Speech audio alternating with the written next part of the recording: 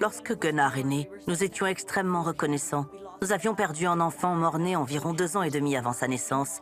Il a donc été un magnifique cadeau pour la famille et une joie totale. À l'église, c'est lui qui dirigeait la louange. C'était vraiment le meilleur enfant que l'on puisse souhaiter.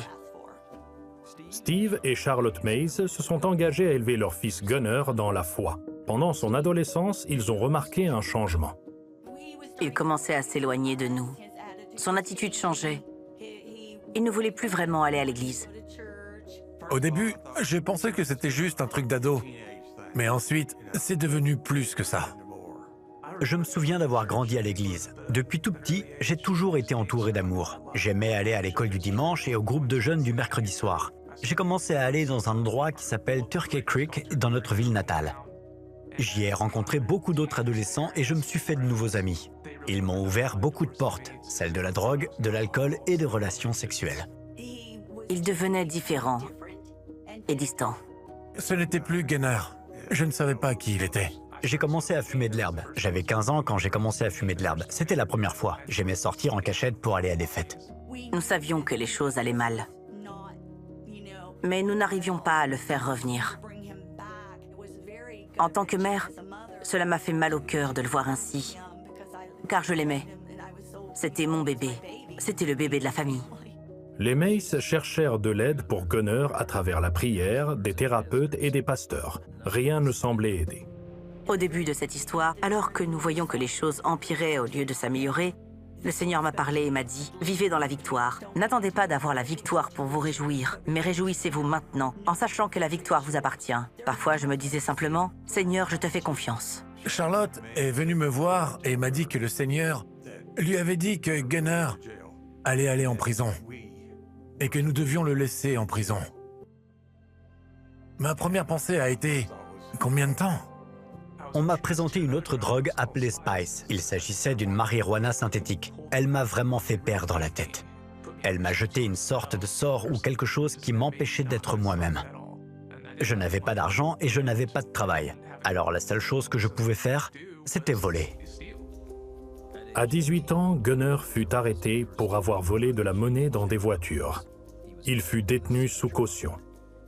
Il m'a appelé de la prison et m'a dit « Maman, je suis en prison et j'ai besoin que tu viennes me sortir de là. Tu dois juste signer. » J'avais peur. Je ne voulais pas être là. J'ai appelé papa et maman pour leur dire.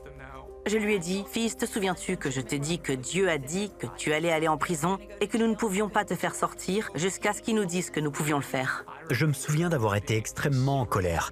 Je me souviens que je les insultais, que je leur parlais comme je ne leur avais jamais parlé auparavant.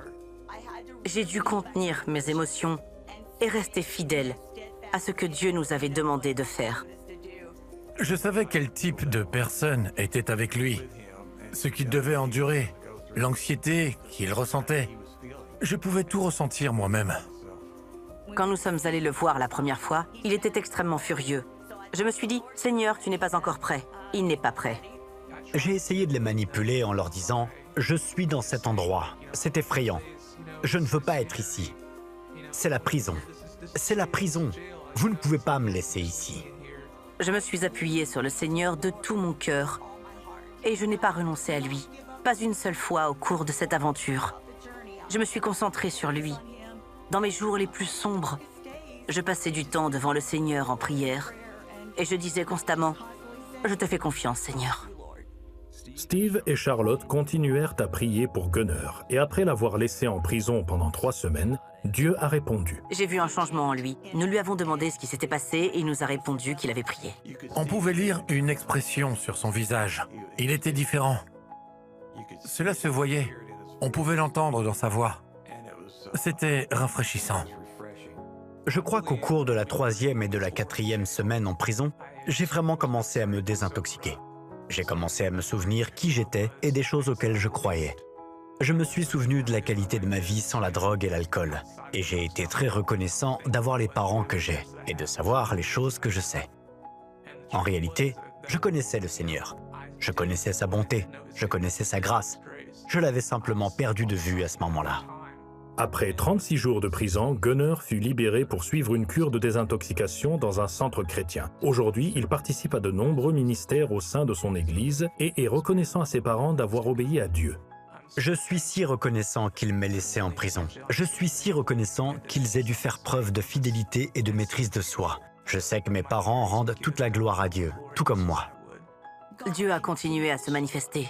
Il nous a tendu la main tout au long de ce voyage. Nous avons senti son amour constant.